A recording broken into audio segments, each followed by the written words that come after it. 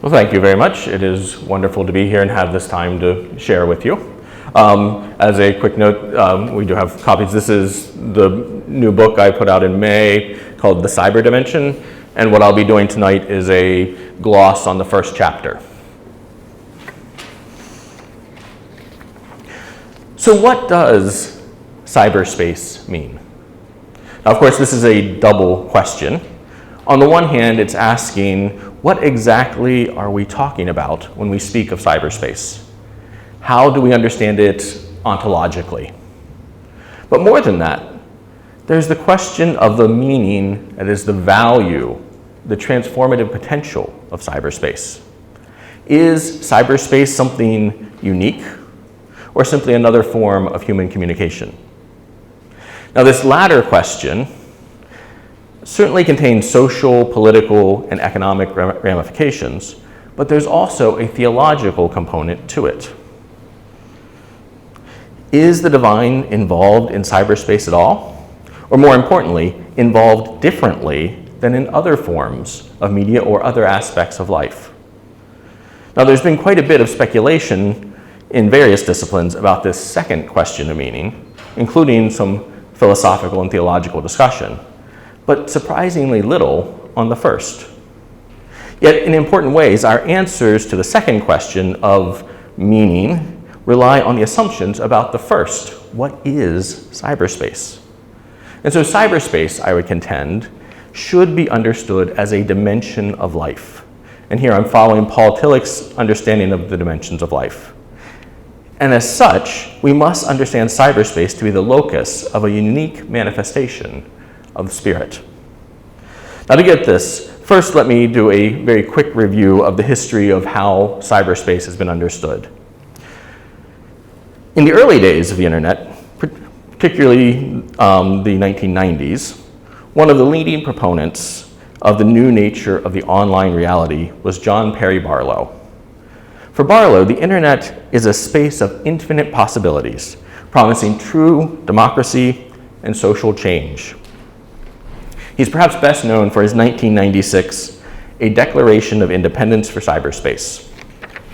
In it, he writes, "Cyberspace consists of transactions, relationships, and thought itself, arrayed like a standing wave in the web of our communications. Ours is a world that is both everywhere and nowhere, but it is not where bodies live. We are creating a world that all may enter without privilege or prejudice accorded by race, economic power, military force, or station of birth. Your legal concepts of property, expression, identity, movement, and context do not apply to us. They are all based on matter, and there is no matter here. Our identities have no bodies, so unlike you, we cannot obtain order by physical coercion. We believe that from ethics, enlightened self-interest, and the common weal, our governance will emerge." So we see here Barlow is challenging any vertical understanding of cyberspace. Now, he's specifically writing in response to the US Telecommunications Reform Act of 1996, which brought the internet under telecommunication regulation in the United States. But he also attacks any attempt by any other country to impose traditional legal controls on cyberspace.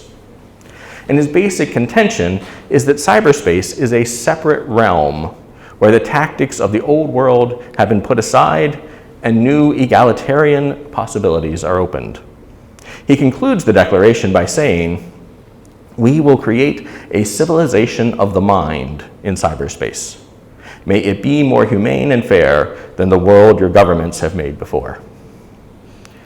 Elsewhere, in another essay, he expounds, "Once, all the good of the information age will exist either as pure thought or something very much like thought. Voltage conditions darting around the net at the speed of light, in conditions which one might behold in effect as glowing pixels or transmitted sounds, but never touch or claim to own in the old sense of the word." So what we're finding here in Barlow is the fundamentally idealistic and optimistic impulse at the heart of many understandings of cyberspace from that era. Contrasting this optimism In that same time period, there was a fully materialist position by some philosophers, such as David Kopsel.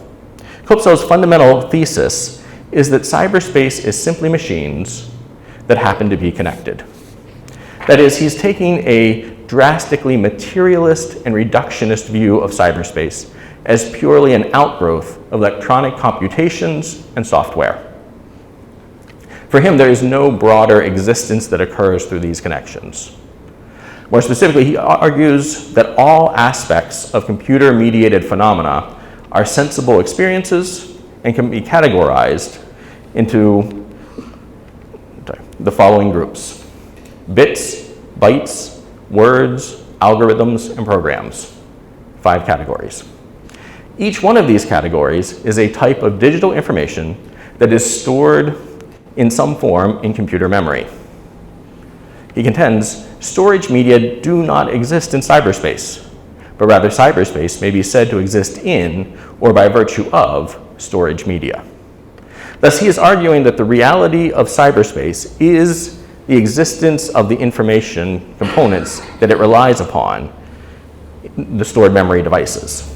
It exists as a physical entity in that its components are imprinted on the media storage components, hard drives.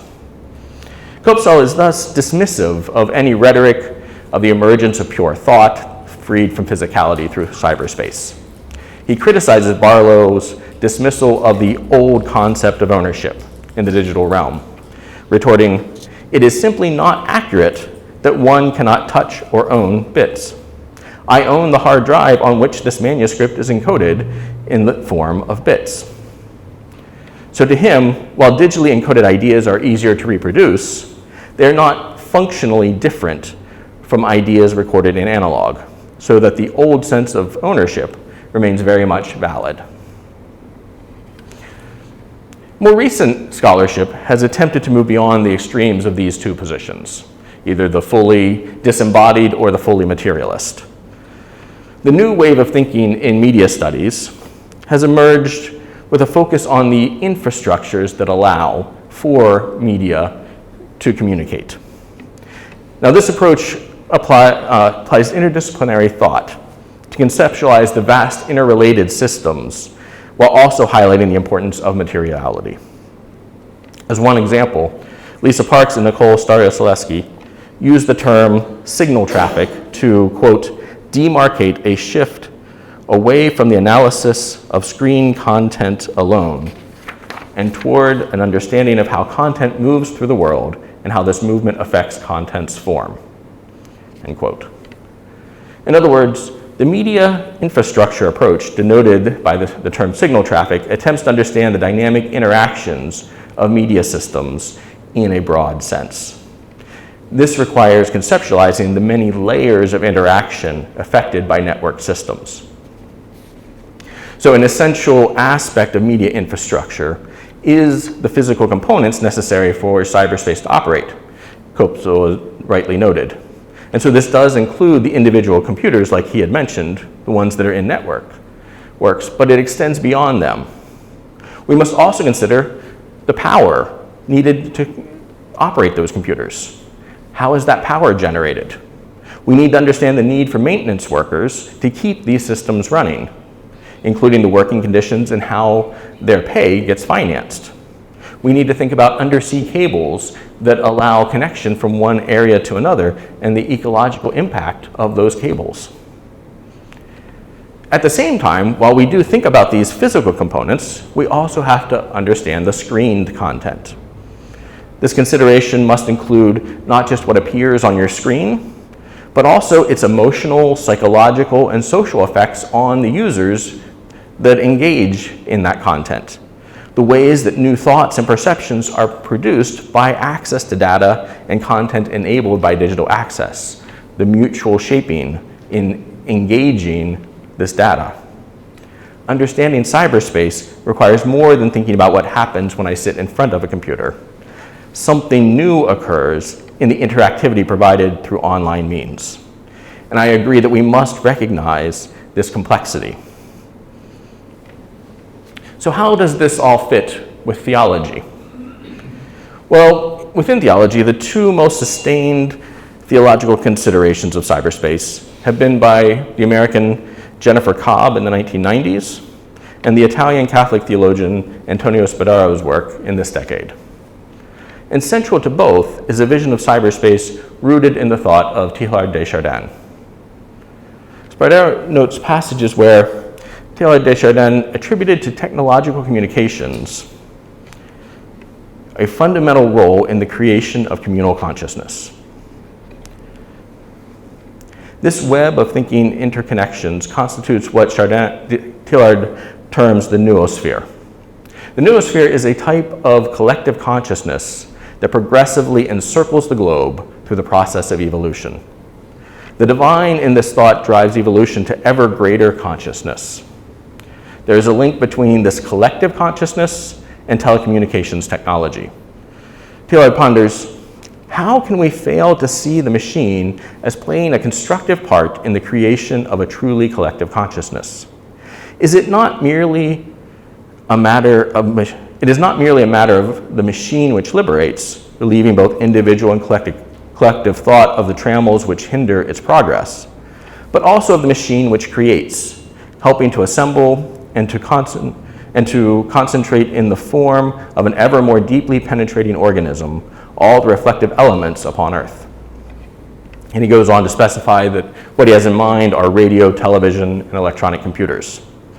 Now, this is certainly fantastic stuff, given that it was first published in 1959. For Teilhard, we move through history towards the omega point. And we do this in different stages. The lithosphere is the lifeless inorganic base that forms the bedrock of life.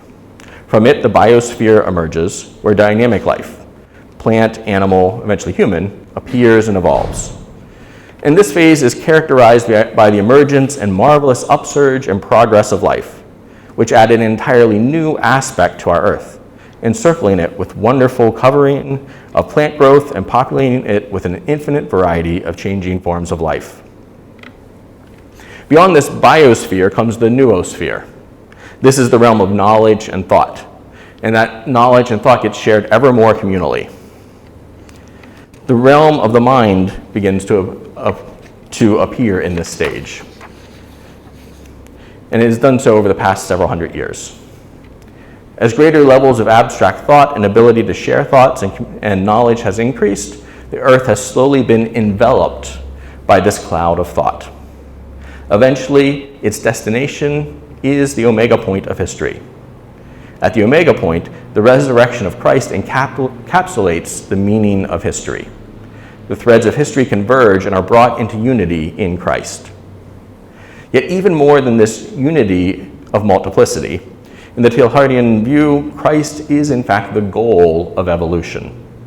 The lithosphere reaches its fullness in providing the ground for the biosphere, and the biosphere culminates in humanity.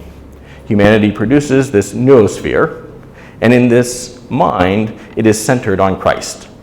Christ is then centered on the divine.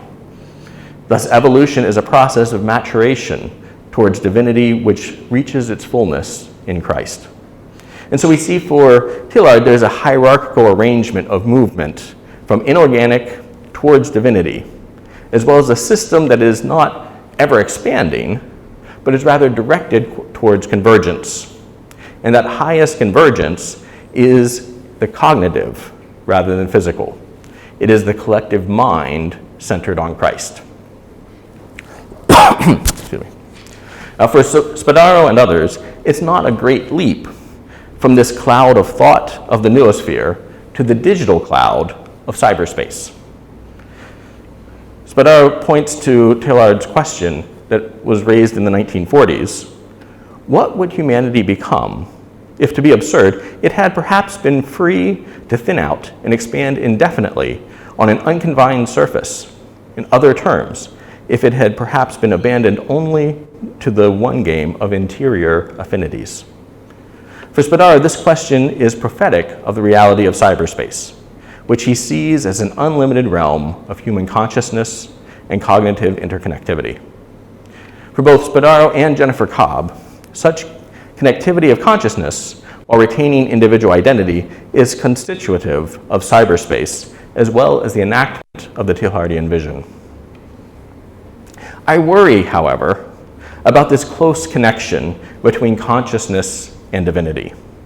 I'm troubled by the relegation of embodiment to a phase which must be transcended within both evolution and the process of divine spirit, even as we consider what the theological significance of what non-embodied space might be.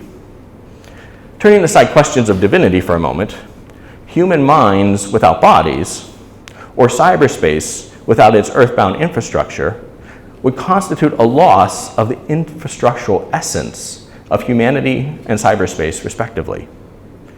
Theologically, meanwhile, the equation of the divine with consciousness constitutes a transcendence without immanence. Indeed, I would suggest that the loss of materiality haunts the consciousness-based visions of cyberspace. What of the physical infrastructure that holds up the existence of cyberspace? For Spadaro, cyberspace is ever available, but not located anywhere. Yet he seems more concerned about the mediated access to this reality and social interaction as a hybrid of virtual and concrete than he is about a hybridity of machine and cloud. That is, his concern for understanding the nature of cyberspace seems to focus on the content of the internet rather than cyberspace in its fullness. To be sure, on the theological side, he does affirm the necessity of physical matter in the sacraments, and ultimately considers cyberspace to be but one component of the space through which God may be active in the world, and in which Christianity may express its faith. Thus, he does not argue for a simple theological dualism. Nonetheless, his framing of cyberspace and its relation to divinity focuses on the content of cyberspace and remains somewhat disembodied and rather overly Platonic. This would seem to be a limitation of the focus of an eschatology of pure consciousness based in the Tillichian scheme. And so for a theology of cyberspace, I suggest we need an alternative to this Tillichian system that has so far dominated theological thought on the topic. A greater evaluation and embodiment is called for both theologically and to account for the infrastructural reality behind the screen content of the internet. And so I suggest that Tillich's understanding of the multidimensional unity of life is a more helpful framework for this task. So that brings us to Tillich's dimensions of life. Tillich contends that life is characterized by multidimensional unity. This is specifically a rejection of any hierarchical sense of a term of levels of existence.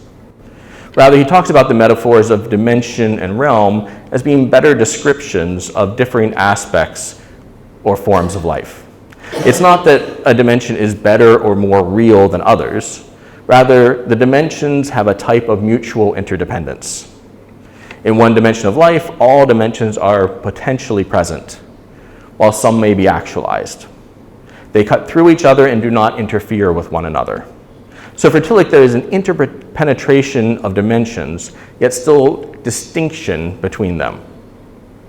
More specifically, some dimensions require others in order to be actualized, such as the organic requires the inorganic before it can be actualized.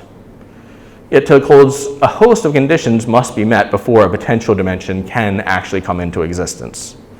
When those conditions arise, then the potentiality in one dimension for another is realized, and that new dimension of life appears. So while all dimensions are present in other dimensions, not all are of equal value.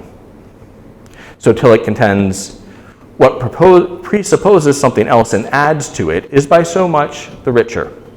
So the actualization of a dimension increases the value of a form of life. So for Tillich, humanity adds the historical dimension to the organic dimension, as well as the inorganic dimension, and so becomes the highest being in our experience. Highest here does not mean more perfect, Tillich would add. Perfection has to do with how well you actualize the potentialities available. So a rock or an insect or a dog may be more perfect than a human, but humanity should be seen as being the being that that has the most potentiality that can be actualized, and so in this sense has more value available to it. So Tillich discusses several dimensions of being, but he doesn't give a definitive list.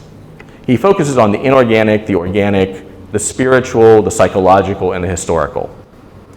He in fact holds that there is no definite number of dimensions and outlines what he calls a flexible criteria for a dimension. One is justified in speaking of a particular dimension, he explains, when the phenomenological description of a section of encountered reality shows unique and categorical structures. For our purposes, the question is whether or not cyberspace might count as an additional dimension. Tillich suggests that the character of a dimension can best be seen in the modification of time, space, causality, and substance under its predominance. These categories have universal validity for everything that exists. And he goes on to explain that all things have a definite time and a definite space, but that different dimensions have time and space experienced differently. Now we can see this is challenging in thinking about cyberspace because it doesn't fully exist in an objective form where time, space, causality, and substance exist. Yet might that in fact be an argument for understanding cyberspace as a dimension, in that it challenges the way that we frame these things? Time, space, causality, substance certainly cannot be thought in the same way in cyberspace that they are in the physical dimensions. Yet at the same time, because it is supported by a physical computer network, those preceding forms are indeed still present in cyberspace. Let us recall too that Tillich here is discussing dimensions of life. So before answering the question of dimensions, the first question is, how does Tillich define life, and how does this apply to the cyber realm? For him, everything alive has three basic movements: self-identity, self-alteration, and a return to oneself. These movements, which create a pattern of going out from one's self-identity and returning to oneself, take place in life's three functions: self-integration, self-creation, and self-transcendence. So even a non-organic chemical reaction, for instance, in creating something new, participates to a degree in life. And in that those reactions are required for organic life to happen, the chemicals hold within them the potential for actualizing other dimensions of life. But it's the spiritual dimension that is Tillich's primary focus. For him, spirit is the ultimate, all-embracing dimension of life. Spirit infuses the other dimensions and brings meaning from them. Spirit, for Tillich, is seen in humanity alone and comes as a transcending of the historical and psychological dimensions, rather than a dualism opposed to them. So the spiritual dimension is more than self-awareness. It's the process of actualizing potentialities and overcoming the ambiguity of estranged existence. Yet any concrete example or explanation of the dimension of spirit is subject to failure. In fact, failure is partly assured, as the dimension is only ever partially glimpsed, not fully revealed. The full revelation of the dimension of spirit as the unambiguous life is only anticipated or known through metaphors such as the kingdom of God. So in turning to these three movements of life, we see the spiritual dimension at work in humanity. In the spiritual dimension, the unity of being and meaning is found. Spirit is the fulfillment of creation and salvation, making the unambiguous life possible. The divine spirit, then, is the ground on which all of the dimensions rest. Underlying all of Tillich's theological thought is his distinction between essence and existence. Essence is how things ought to be, but the existential reality is a separation from that essence. He calls this separation estrangement, a rephrasing of traditional Christian term of sin. In terms of his understanding of the dimensions of life, the tension between essence and existence must be manifested in each dimension. So looking into his three functions of life, self-integration, self-creation, self-transcendence, we see the tension at play through all three. Self-integration is the maintenance of a centered sense of an individual self. Tillich describes this function as a circular direction, in that the self circles around that which is indivisible within itself, thus coming to its own sense of identity.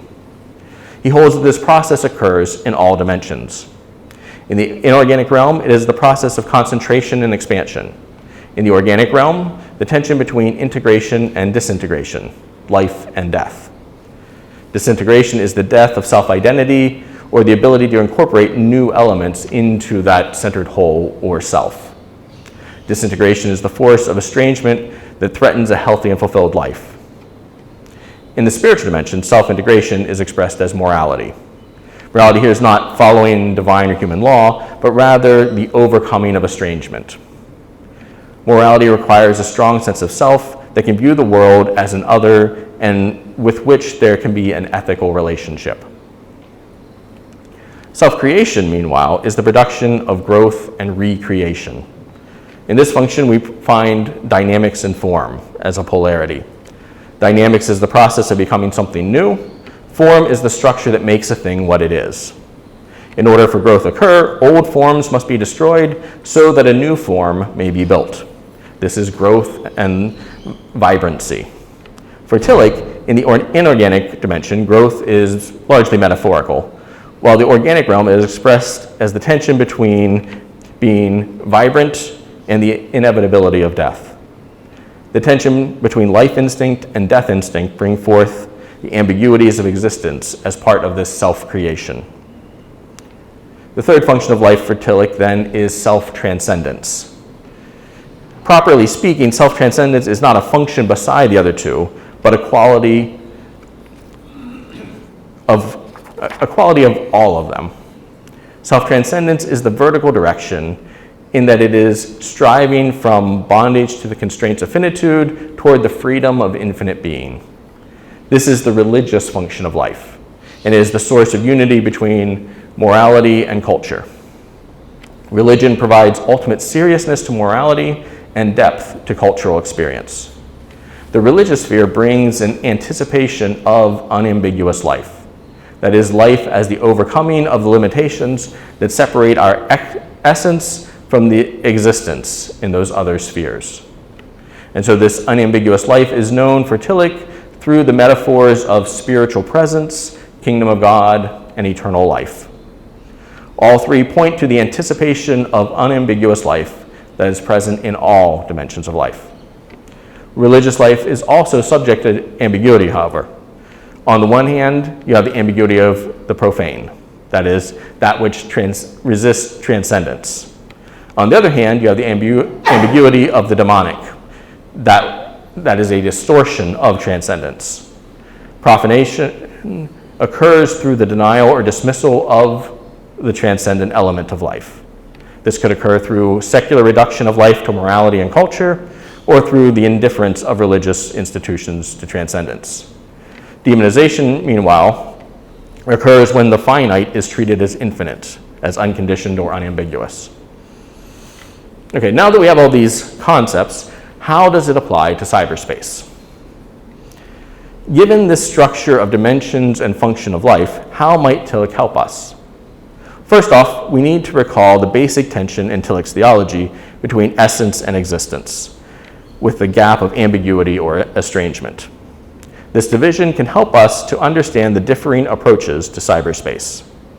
Seen in this light, Barlow and other cyber idealists are presenting a vision of the essence of cyberspace, and indeed more radically a vision of the nature of reality as directed toward a particularly religiously understood end. Yet the infrastructural realities of cyberspace make it more complex than some platonic form or an evolutionary step of humanity towards shedding the bonds of materiality. Indeed, one need only consider the reality of the need for cybersecurity and logging into your own email account in order to recognize the estranged character of the existence of cyberspace. Whatever cyberspace might be essentially, existentially, it is filled with danger and mixed motivations and unjust structures.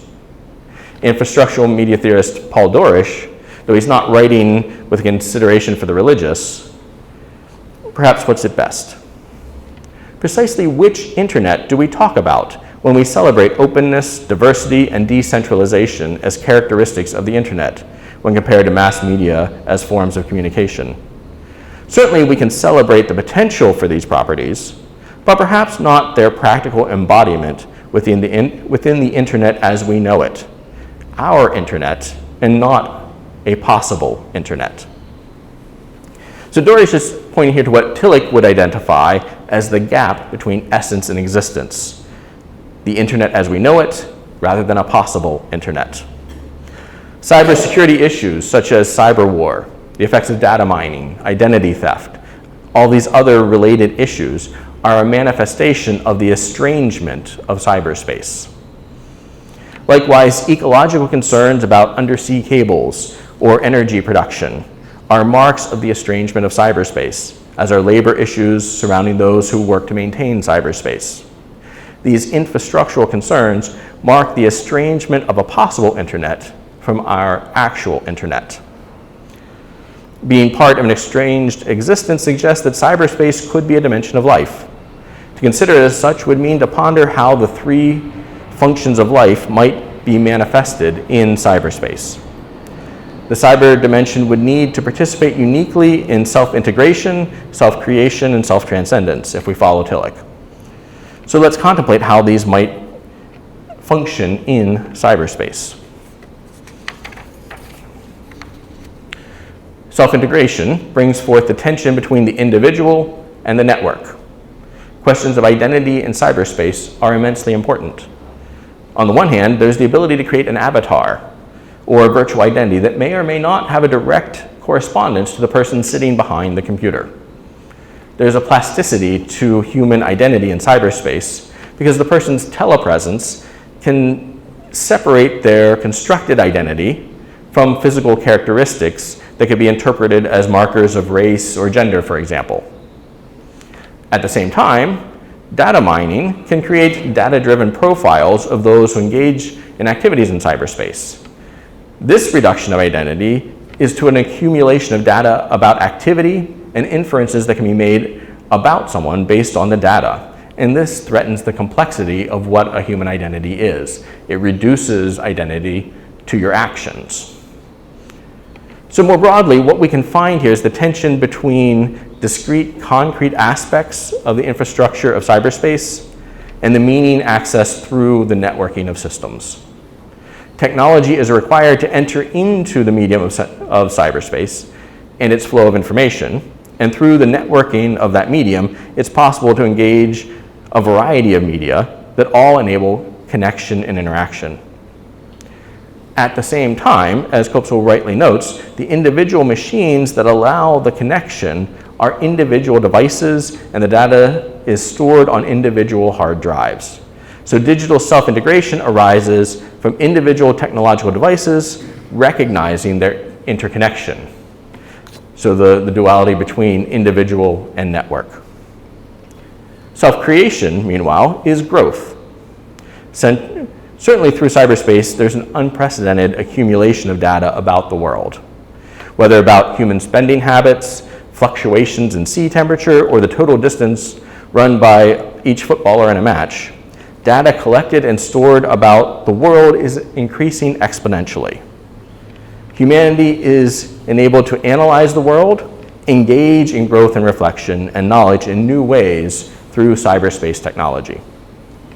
And this growth in data enables new practices to be formed. It's changing the way our lives are lived.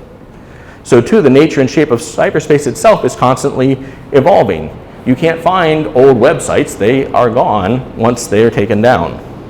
New content is added every day. So there's a mutual shaping between humanity and technology.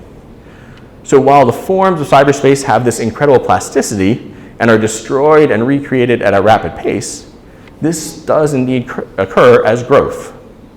Meanwhile, through physical impact, such as opening new power plants to supply the increased power demands, growth and change is instigated in the physical world through cyberspace infrastructure. And finally, what about self-transcendence, the religious aspect? Might there be a way in which the unambiguous life can be anticipated through the cyber dimension? Let's recall that for Tillich, the function of self-transcendence is the quality of the other interactions. It is the quality of striving to overcome the ambiguities of reality. In this sense, the appeal to what Durish calls the potential internet, the possible internet, is a sense of self-transcending potentiality in cyberspace. In this way, Barlow is not so much an analyst of what the internet is, but a prophet of what it could be, even if his vision is limited by a devaluation of embodiment. He renders a glimpse of the dimension of spirit, offering healing and deliverance from the ambiguity of estranged existence of reality. It would be naive to expect Barlow's vision to come in its fullness, but at the same time, to give up the vision of what is possible, even if only partially and in glimpses, is to deny the intersection of the dimension of spirit within the cyber dimension. Thus, we can see that cyberspace can be understood through the lens of Tillich's definition of dimension. As such, it functions in a distinct manner from other dimensions. Time, presence, identity, interrelationships all grow and exist in unique forms through cyberspace. Because of this, the dimension of spirit is uniquely manifested, and new possibilities for understanding God's action in the world can arise in it. These possibilities can't be separated, though, from the infrastructures that underlie them, that are an integral component to cyberspace. So cyberspace does become a nexus of meaning and existence, where the give and take of life does occur. It comes as an addition to the classic human experiences of these interactions. And so it calls for new metaphors to speak of the existence and the movement of the divine in those interactions. And so the challenge before us is to begin to think through these metaphors and how do we speak of God's presence in cyberspace. And I will leave us with that. So thank you very much.